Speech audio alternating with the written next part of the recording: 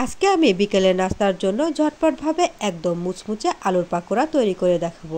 আসসালামু আলাইকুম এভরিওয়ান। একদম অল্প উপকরণে খুবই সহজ একটা রেসিপি, আশা করি আপনাদের ভালো লাগবে। আলুর পাকোড়া তৈরি করতে আমি এখানে আলু নিয়ে নিয়েছি।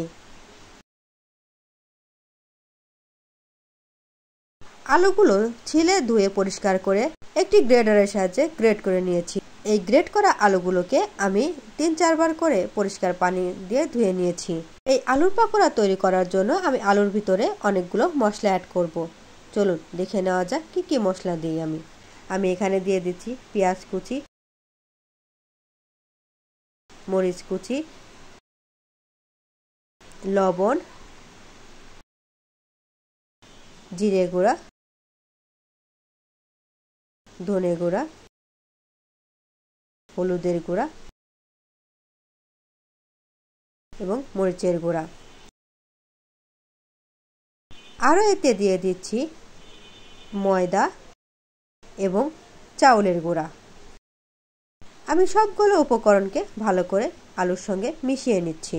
হয়তো আপনারা দেখেই বুঝতে পারছেন আমি কিভাবে মাখিয়ে নিচ্ছি, যাতে করে প্রত্যেকটার গায়ে গায়ে লেগে যায়।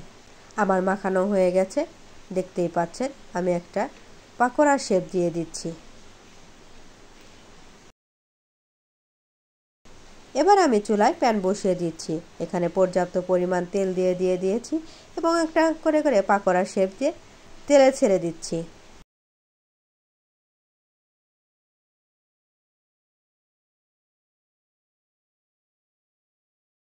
পাকোড়াগুলো পাতলা করে বানালে অনেক মজা এবং ক্রিস্পি হয়। এই পাকোড়াগুলো ভাজতে আমার 2 থেকে 3 মিনিট সময় লেগেছে। এই পাকোড়াগুলো একটার সাথে অপরটি লেগে থাকলে একটু ছাড়িয়ে দিতে হবে। এবার আমি পাকোড়াগুলো উল্টিয়ে দিচ্ছি। এক পাশ ভাজা হয়ে গেছে, আমি অপর পাশটা একইভাবে ভেজে নেব।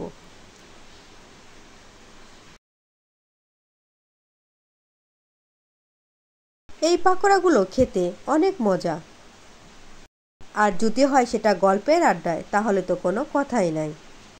2 পাশটাকে ভালো করে উল্টে পাল্টে আমি ভেজে নিচ্ছি।